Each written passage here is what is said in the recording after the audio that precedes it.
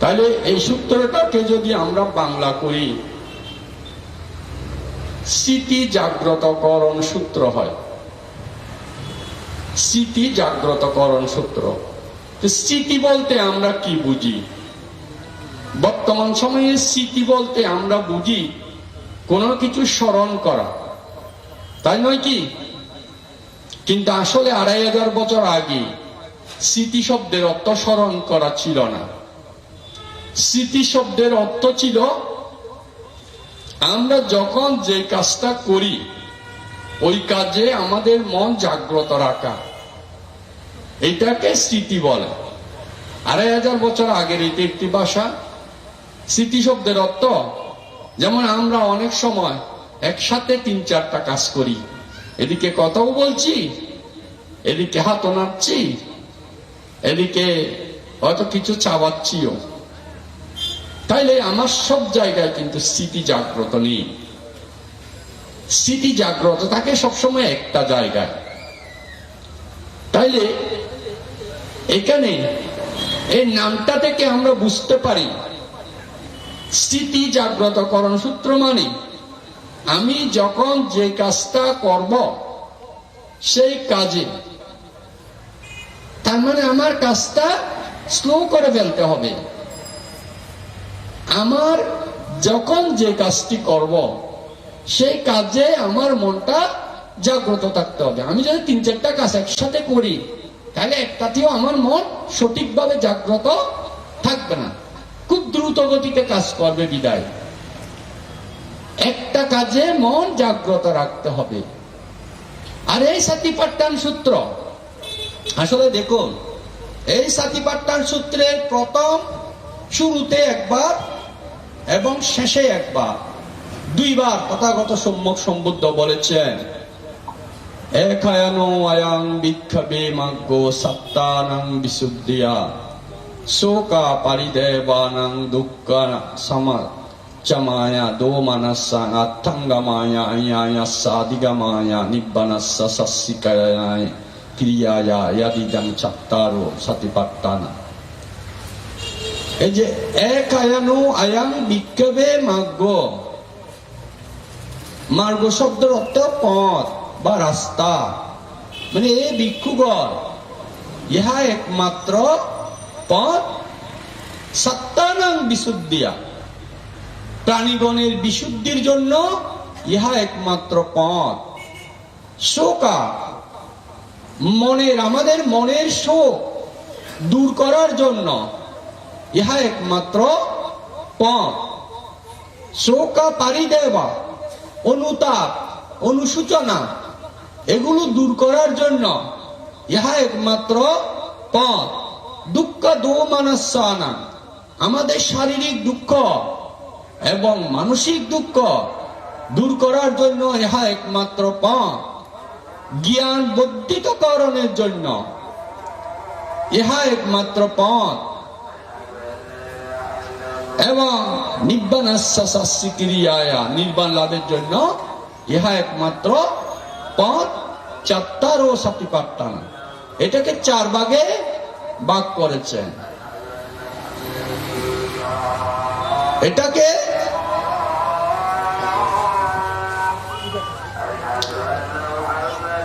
এটাকে 4 ভাগে ভাগ করেছেন। 4 ভাগ কি?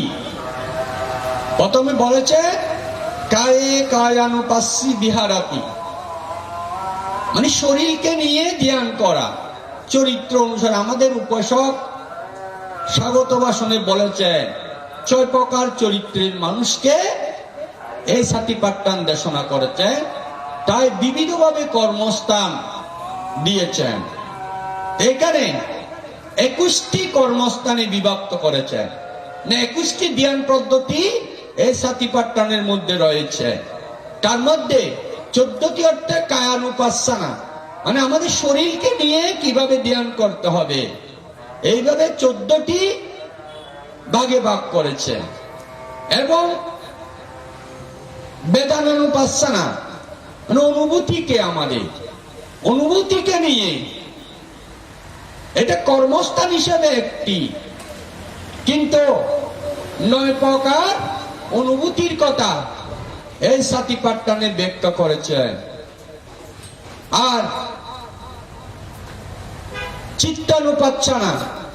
চিত্তানুপাচ্ছানার মধ্যে এটি কর্মস্থান হিসেবে একটি, কিন্তু 16 প্রকার চিত্তের কথা ব্যাখ্যা করেছেন। আর ধম্মানুপাসনার মধ্যে তাহলে কয়টা গেল কর্মস্থান হিসেবে? কায়ানুপাসনার মধ্যে 14টা, বেদানুপাসনা একটা, 15টা, চিত্তানুপাসনা কর্মস্থান হিসেবে একটা, 16টা। তাহলে অবশিষ্ট 5টা ধর্মানুপাসনার মধ্যে কর্মস্থান হিসেবে ব্যাখ্যা করেছেন। এই 16টা কর্মস্থানের মধ্যে বলেছেন এই সাতিপাট্টান তুমি কোথায় ধ্যান করবে? বলেছেন আড়াইয়ে রুক্ষমূলে শূন্যাগারে ভিক্ষাবে। এই ভিক্ষুগণ, তুমি অরণ্যে, অরণ্য বলতে কোথায় বুঝিয়েছে? যে স্থানে চতুর্দিকে দেখলে দ্বিতীয় ব্যক্তি দেখা যাবে না। রুক্ষমূলে, বৃক্ষমূলে, যে বৃক্ষের নিচে বসলে চতুর্দিকে দেখলে দ্বিতীয় ব্যক্তি দেখা যাবে না। অথবা শূন্যাগারে, শূন্য গৃহ, যে গৃহর মধ্যে দ্বিতীয় ব্যক্তি থাকে না। আমার এই সাতিপাট্টান অনুশীলনের স্থান নির্ণয় করে দিয়েছেন বুদ্ধ। আরে রুক্ষমূলে শূন্যাগারে ভিক্ষাবে। এই ভিক্ষুগণ, তোমরা অরণ্যের মধ্যে বসে অথবা বৃক্ষতলে বসে অথবা শূন্য গৃহের মধ্যে বসে আমার এই সাতিপাট্টান অনুশীলন করতে হবে। তারপর এই সাতিপাট্টানে প্রথম কর্মস্থানটি হচ্ছে আনাপানাসতি। আমি শুধু আজকে 21টি কর্মস্থানে একটি কর্মস্থান সংক্ষেপে আলোচনা করব। আমি 21টি কর্মস্থান প্রত্যেকটা আলোচনা করতে গেলে এখানে 6-7 দিন আলোচনা, কারণ আমি বিশেষভাবে ধ্যান কোর্স পরিচালনা করি, আমি ওয়াইক পরিচালনা করি। আমরা ধ্যান কোর্সের মধ্যে এই সাতিপাট্টান নিয়ে প্রায় 7 দিন 10 দিন পুরা সাতিপাট্টানের উপর আলোচনা থাকে, এবং 10 দিনেও পুরা সাতিপাট্টান আলোচনা শেষ হয় না। অতএব যেটা 10 দিনেও প্রতিদিন 2-3 ঘন্টা আলোচনা করার পরও যে আলোচনা 10 দিনে শেষ করা যায় না, আমি এখানে আধা ঘন্টা 1 ঘন্টার মধ্যে কিভাবে আলোচনা করতে পারবো?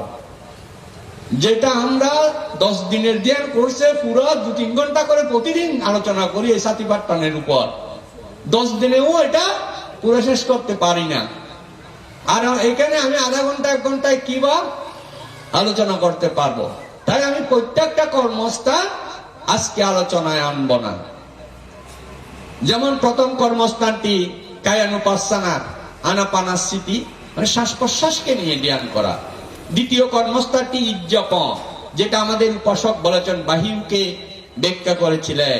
দিত্যে দিত্যে মাত্তাং ভাবিষ্যতি, সুতে সুতে মাত্তাং ভাবিষ্যতি, বিয়েতে বিয়েতে মাত্তাং ভাবিষ্যতি, যেটা এই ইজ্জপদ ভাবনার মধ্যে এবং সম্প্রজ্ঞান ভাবনার মধ্যে এই জিনিসটা চলে আসে।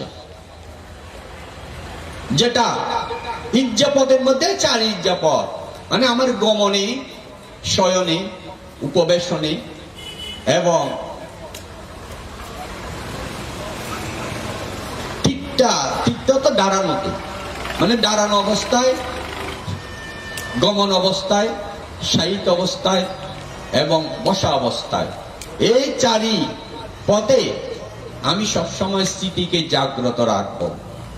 সম্প্রজ্ঞানটি হচ্ছে মূলত আমার সবসময় দেহ মনে কখন কি উৎপন্ন হচ্ছে এই বিষয়কে নিয়ে জাগ্রত রাখা, এটি সম্প্রজ্ঞান।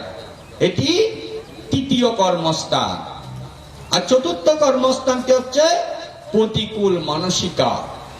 প্রতিকূল মানসিকা নিয়ে আমি আজকে আলোচনা করব, কারণ একটা বিষয় ধরলে হয়তো কিছুটা আলোচনা করা যাবে। আমি পুরা সাতিপাট্টানকে নিয়ে যদি আলোচনা করতে চাই, কোনোটাই আসবে না পুরোপুরি। তো প্রতিকূল মানসিকার নিয়ে আমি আলোচনা করব। আচ্ছা, এই যে প্রতিকূল মানসিকাটা 21টি কর্মস্থানে চতুর্থ কর্মস্থান। প্রতিকূল, এটাকে প্রতিকূল বলেছে কেন? প্রতিকূল মনসিকা মানে মনস্কারটা অনুকূল ভাবে না করে প্রতিকূল ভাবে করতে হবে। তো প্রতিকূল ভাবে কিভাবে করব? যেমন আমরা একজন নারী একজন যুবক পুরুষকে যদি দেখে, তার কি দেখে? একজন যুবতী নারী একজন যুবক সুন্দর সুদর্শন পুরুষকে যদি দেখে, কি দেখে? দেখার সময় তার সুন্দর দেহটিকে দর্শন করে, তার চুল দর্শন করে, তার পোশাক আশাক দর্শন করে তার প্রতি আসক্তি উৎপন্ন করে পেতে চায়। ঠিক একটি পুরুষ একজন যুবক একজন যুবতী নারীকে যদি দর্শন করে, আমরা কি দর্শন করি?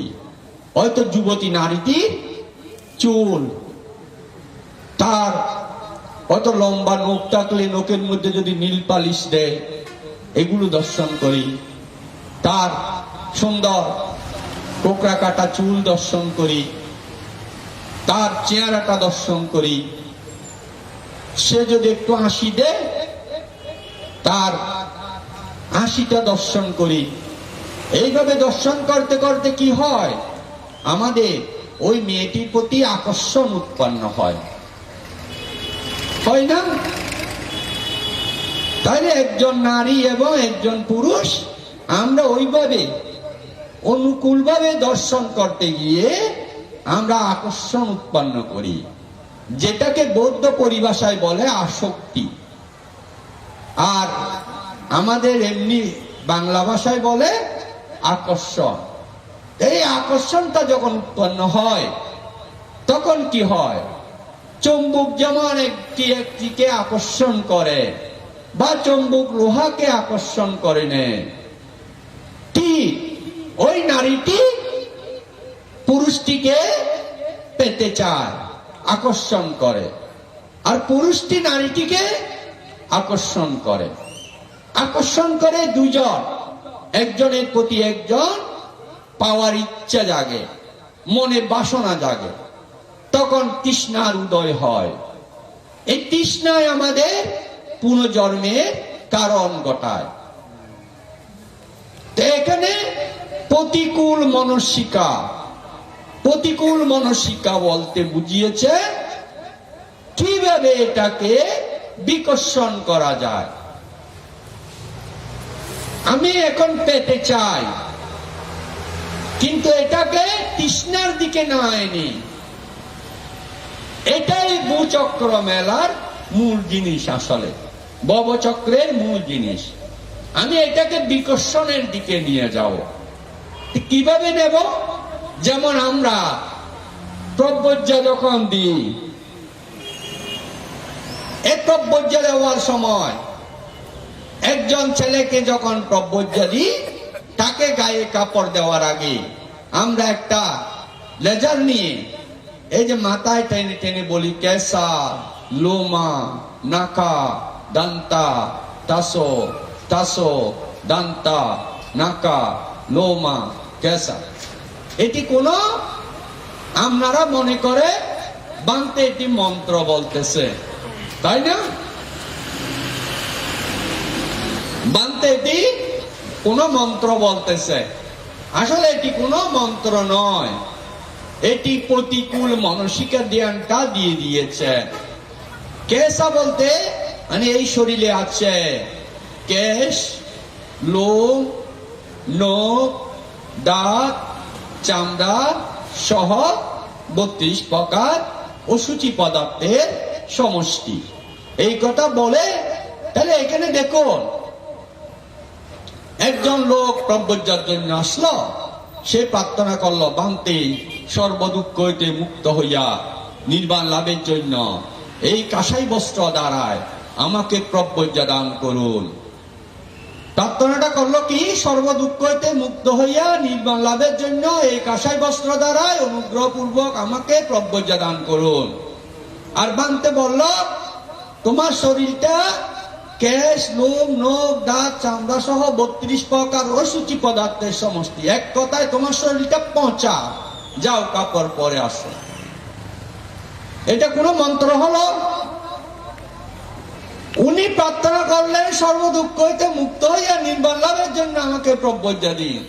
আর বানতে বলল, তোমার দেহটা পুরো পচা, যাও তুমি কাপড় পরে আসো।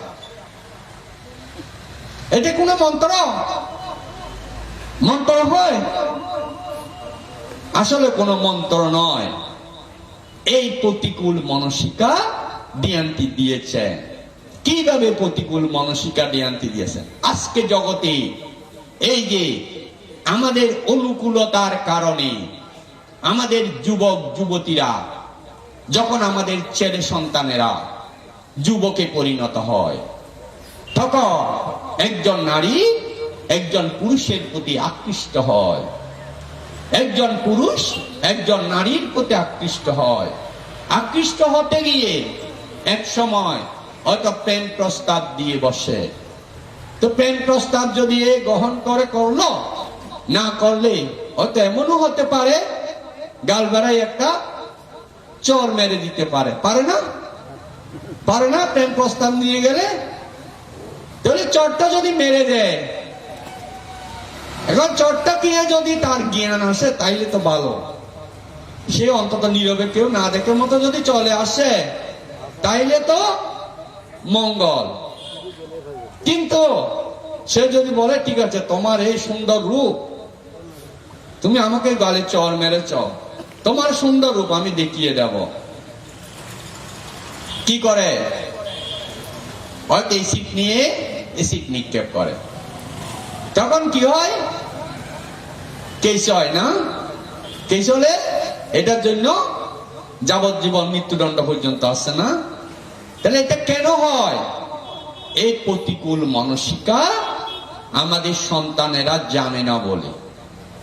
যদি প্রতিকূল মানসিকাটা জানত, সে যদি সেই সুন্দরী রূপবতী নারীটাকে যখন দর্শন করে, বা রূপবতী নারীটা যদি সেই সুন্দর সুদর্শন যুবককে দর্শন করে, তখন যদি সে চিন্তা করে, আরে এই চুল, যে চুল এখন আমাকে আকর্ষণ করছে, এই চুলগুলো যদি কেটে আমরা ভাতের সাথে মিক্সার করে দিই, কেমন লাগবে? কেমন লাগবে? খাওয়া যাবে ভাতগুলা? তাহলে যে চুলটা আমাকে ওই নারীর প্রতি আকর্ষণ করলো, সেই চুলটা যদি কেটে ভাতের সাথে মিশ্রণ করে দিই, ওই ভাত আর খাওয়া যাবে না। কেন? এটা যদি সূচি হতো, ভালো জিনিস হতো, তাইলে তো এটা আমরা প্রিয় হিসেবে গ্রহণ করে নিতে পারতাম। আচ্ছা, নখগুলো যদি কেটে দিই, যে লম্বা লম্বা নখ নীল পালিশ দিয়ে আমাকে আকর্ষণ করাচ্ছে, সেই নখগুলো কেটে কেটে যদি দিই ভাতের সাথে, তাও একই অবস্থা হয়ে যাবে, তাই না? চুলগুলো যদি পোড়াতে দিই আমরা, গন্ধটা কিরকম বের হবে? দুর্গন্ধ বের হবে না? নখগুলো যদি পোড়াতে দিই, তাও দুর্গন্ধ বের হবে। আচ্ছা, ওই নারী বা ওই পুরুষটি যদি একটা হাসি দেয়, তখন দাঁত দেখা যায়, তার দাঁতের হাসি ওই পুরুষ বা নারীকে আকর্ষণ করে। যদি দাঁতটা খুলে যদি তার বাতের তালায় দেওয়া হয়, কেমন লাগবে? বা দাঁতগুলো যদি খুলে ফেলা হয়, ওই নারীটিকে কেমন দেখাবে বা ওই পুরুষটাকে কেমন দেখাবে? ঠিক এই বাইরে তারপর চেহারাটা, যেই সুন্দর রূপবতী রূপ চেহারা আপনাকে আকর্ষণ করলো, যেই সুদর্শন যুবক আপনাকে আকর্ষণ করলো, আমরা যদি চামড়াটা যদি তুলে ফেলি, তুলে যদি আলাদা করে দিই, তখন আর সেই সুদর্শন তাকে বা এই সুন্দরী রূপবতী যুবতী তাকে, এটাকে পাট পাট করে ফেলতে বলেছে বুদ্ধ। বুদ্ধ বলেছে এইভাবে যদি আমরা ভিতরে প্রবেশ করি, পায়খানা, প্রস্রাব, রক্ত, মাংস, পুঁজ, অস্থিমজ্জা, স্নায়ু, এই সকলের সমষ্টিগতভাবে এই দেহের সৃষ্টি।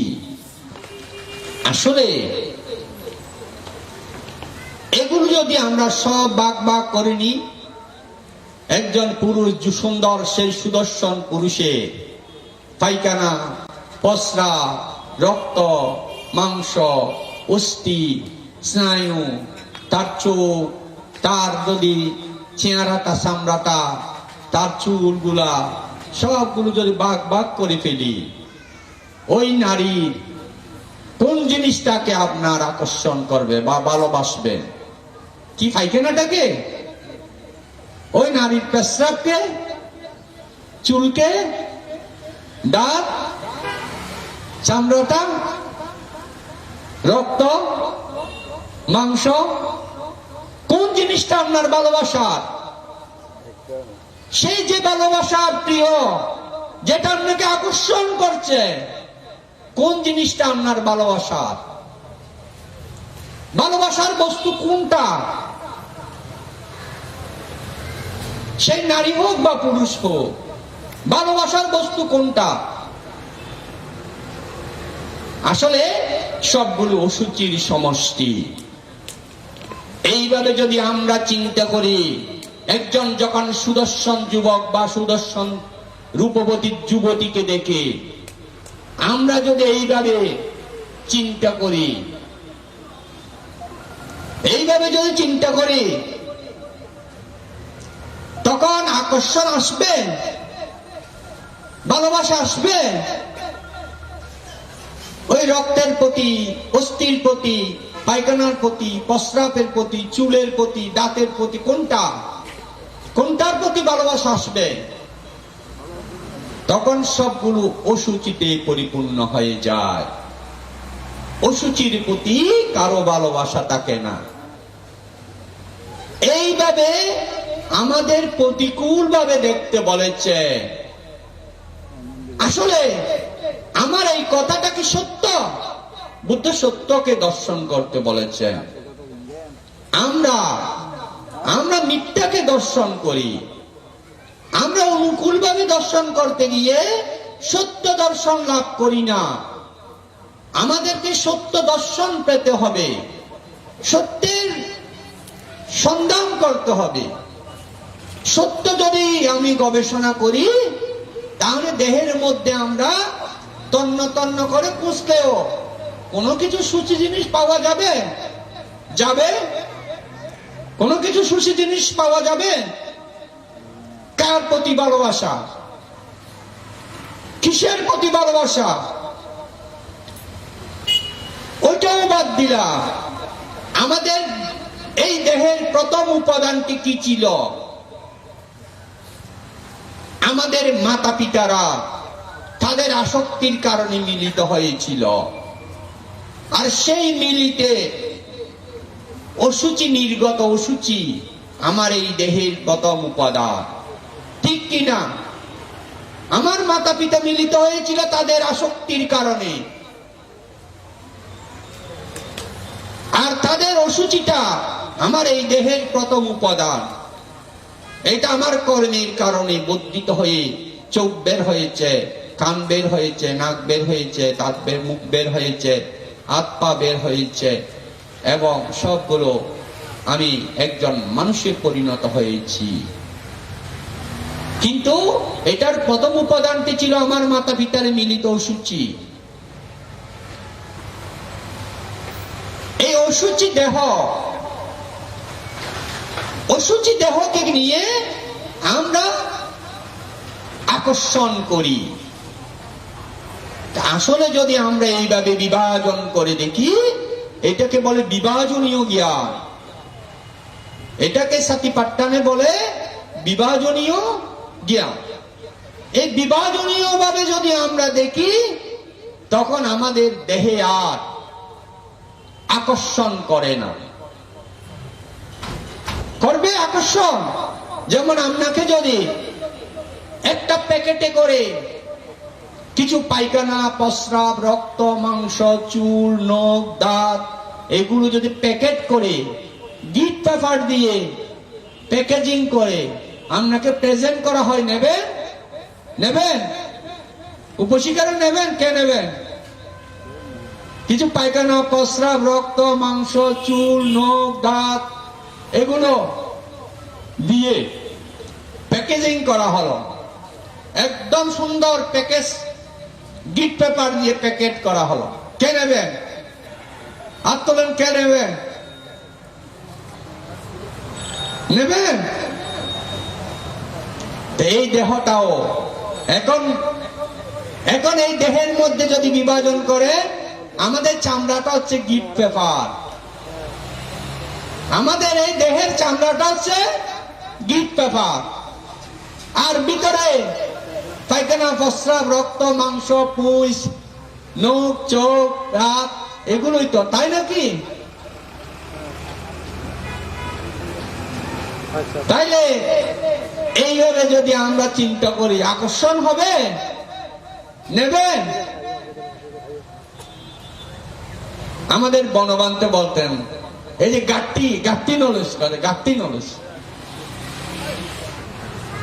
আসলে দেখো, এই আকর্ষণ সৃষ্টি করে অনুকূল ভাবে যখন দর্শন করি, আর এটাকে যদি আমরা প্রতিকূল দর্শন করি, তখন এটা বিকর্ষণ সৃষ্টি করে। এই বিকর্ষণের পরিভাষায় বিদর্শন, বিকর্ষণটা বিদর্শন হয়। আমরা যেটা বিদর্শন বলি, এটা বিকর্ষণ, তার মানে আকর্ষণ করে না।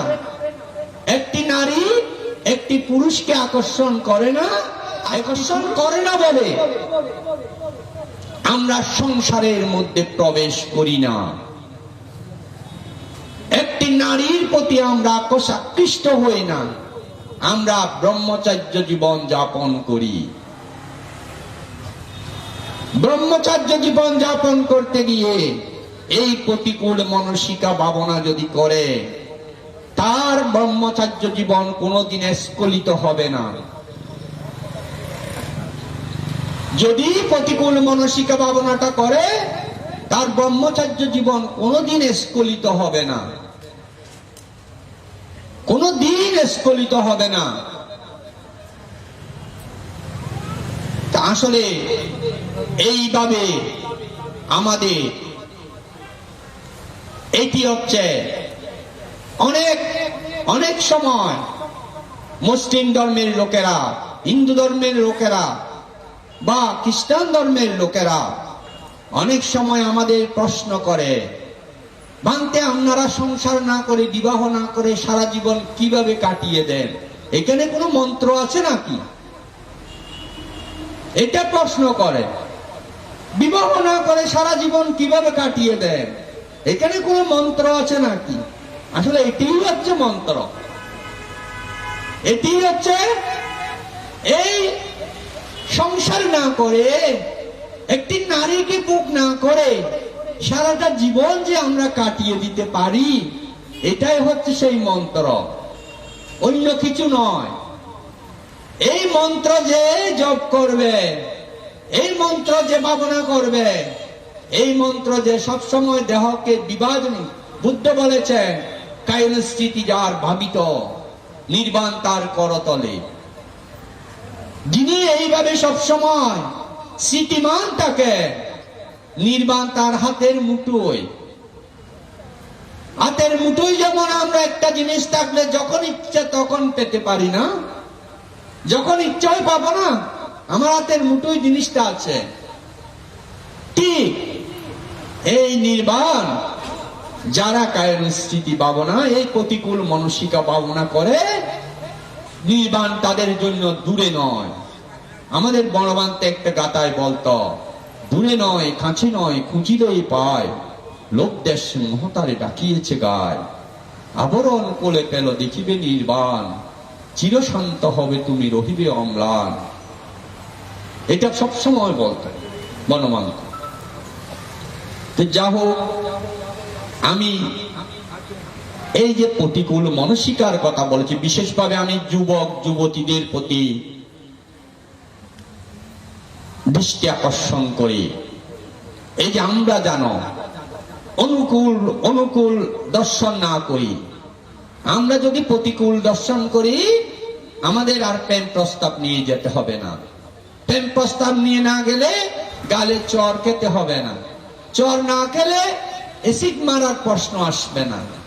আজ পৃথিবীতে এত হানাহানি, এই একটি নারীকে নিয়ে একটি পুরুষ, একটি পুরুষকে নিয়ে একটি নারী, আজকে যত অঘটন ঘটছে পৃথিবীতে একমাত্র প্রতিকূল মানসিকার অভাবে। তাই যুবক যুবতীদের এই প্রতিকূল মানসিকা ধ্যান যদি করে, তারা কোনোদিন স্খলিত হবে না। তাদেরকে কোনোদিন একটি নারী যত প্রলোভন দেখাবে দেখা, বা একটি নারীকে একটি পুরুষ যতই প্রলোভিত করুক, সে যদি প্রতিকূল মানসিকা ভাবিত রাখে, তাকে কোনোদিন পারবে না আকর্ষণ করতে। এই আকর্ষণ করতে না পারলে অঘটন ঘটার সম্ভাবনা থাকে না। তাই আমি এই প্রতিকূল মানসিকা ভাবনা করতে বলবো। আমি সাথীপাট্টানের আর অন্য কর্মস্থান আলোচনায় যাচ্ছি না, যেহেতু আমার এখানে বিনয় কর্মের মধ্যে আলোচনা আছে। 4টা থেকে আমাদের বিনয় কর্মের আলোচনা শুরু হয়। আসলে আমার আজকে যে দেশন আছে, নাইলে আজকে বিনয় কর্ম বন্ধ করে দিতাম, আলোচনাটা বন্ধ করে দিতাম মুদিকের। কিন্তু আমি আমাকে যখন ডাকতে গেল, আমি আগেও জানতাম না যে আজকে আমাকে দেশনা করতে হবে। আমাকে নাকি যে চিঠি পাঠানো হয়েছিল সেই চিঠি আমার কাছে পৌঁছানো হয়নি।